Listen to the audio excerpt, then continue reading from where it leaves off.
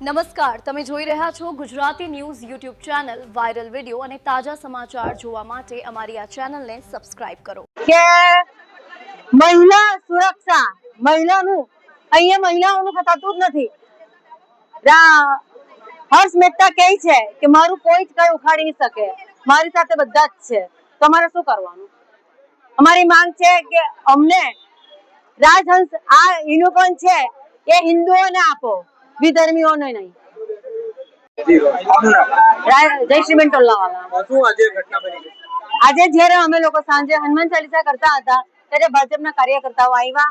એ લોકો મંદિરે દર્શન કરવા માટે આવેલા હતા. મંદિરે દર્શન કરવા ઉપર ચડ્યો તો અમે એમને એમ કીધું ખેસ ઉતારીને ઉપર તમે દર્શન કરવા માટે આવો. એ લોકો ઉપર ખેસ ઉતારીને દર્શન કરવા નહીં આવ્યા.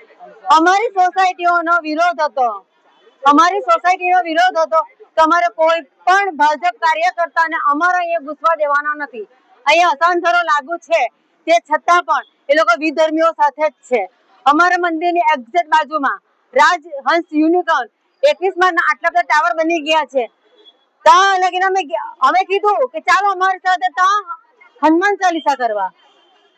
હેમાલીબેન મોગાવાલા અંદર જરાક આવ્યા હનુમાન ચાલીસા કરવા. એ લોકોના બધા હર્ષ મહેતાને પણ બોલાવ્યા, પણ એ લોકોના કોઈ જ કાર્યકર્તા એ ગલીમાં આવ્યા પણ નહીં ને બધા આગળ જતા રહ્યા. હર્ષ મહેતા એમ કહે છે અમે ગાર્ડન ગ્રુપ વાળા છે, અમારું કોઈ કઈ ઉખાડી શકવાના નથી.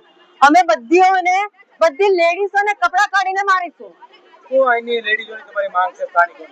અમારી સ્થાનિકોની માંગ એક જ છે, વિધર્મીઓને તમે સાથ નહીં આપો. એ લોકો વિધર્મીને સાથ આપે છે. રાજહંસ યુનિકોર્નમાં અમે જ્યારે ગુજરાતીઓ આપણે ભાજપ વાળા માંગવા જઈએ છીએ ફ્લેટ, અમને ચોખ્ખી ના પાડે છે તમારા માટે નથી, આ વિધર્મીઓ માટે છે. તો શું સમજવું? મારું નામ પૂર્વી માનસાતા છે.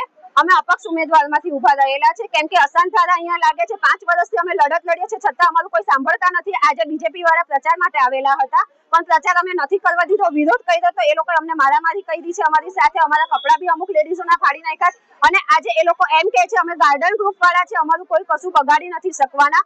અમે પોલીસને બોલાવ્યા છે.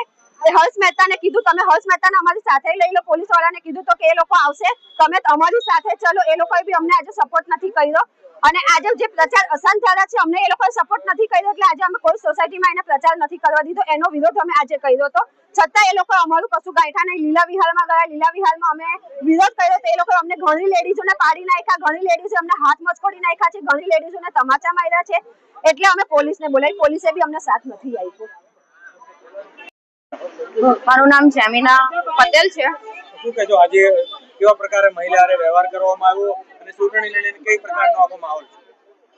આજે બીજેપીના કાર્યકર્તાઓ હનુમાન મંદિરે દર્શન માટે આવ્યા હતા. આજુબાજુની સોસાયટીમાં પ્રચાર કરવા જતા હતા. અમે પ્રચાર માટે અટકાવ્યા. એ લોકો મહિલાઓની ઉપર હાથ ઉપાડ્યા છે, ધક્કા મુક્કી કર્યા છે, અમુક મહિલાઓને વાગ્યું છે, કપડા ફાડ્યા છે, નખ વાગ્યા છે અને એ લોકોના કાર્યકર્તા ખુલ્લેઆમ મહિલાઓને એમ કહે છે કે અમે તમારા કપડા ફાડીને મારશું. નરેન્દ્ર મોદી હમણાં મહિલા સુરક્ષાનો કાયદો કર્યો તો આ મહિલા સુરક્ષા છે. અહીંયા વિધર્મીઓને રહેવા માટે મોટા મોટા બિલ્ડિંગો બને છે તો તમે બીજેપીના અમે કીધું તમે અહીંયા આવીને હનુમાન ચાલીસાના પાઠ કરો. કોઈ બીજેપીનો કાર્યકર્તા ત્યાં હનુમાન ચાલીસાના પાઠ કરવા નહીં આવ્યો. હિમાલીબેન બોગાવાલા 4 રસ્તા પર ઉભા રહેલા હતા, એ બી પછી ત્યાંથી જતા રહ્યા. અમારી સુરક્ષા શું? આજે શું એ લોકો પ્રચાર કરવા આવ્યા હતા સોસાયટીમાં? આજે પ્રચાર કરવા આવ્યા હતા એ લોકો સોસાયટીમાં. તમે રોક્યા એટલે અમે અમારી સોસાયટીમાં જવા માટે રોક્યા. એ લોકો એટલે ગેટ પર ખોલીને મહિલાઓને ધક્કા મુક્કી કરીને મહિલાઓ પર હાથ ઉપાડ્યા છે, ગાળાગાળી કરી છે, મહિલાઓને માર્યું છે, મહિલાઓને કહે છે અમે તમને નાગા કરીને મારશું. આ મહિલા સુરક્ષા છે? આ ન્યૂઝના રિપોર્ટર છે Arvind Rathod. Gujarati news YouTube channel Surat. ગુજરાતથી તમને મહત્વના સમાચાર મળતા રહેશે, માટે જોતા રહો ગુજરાતી ન્યૂઝ. ધન્યવાદ.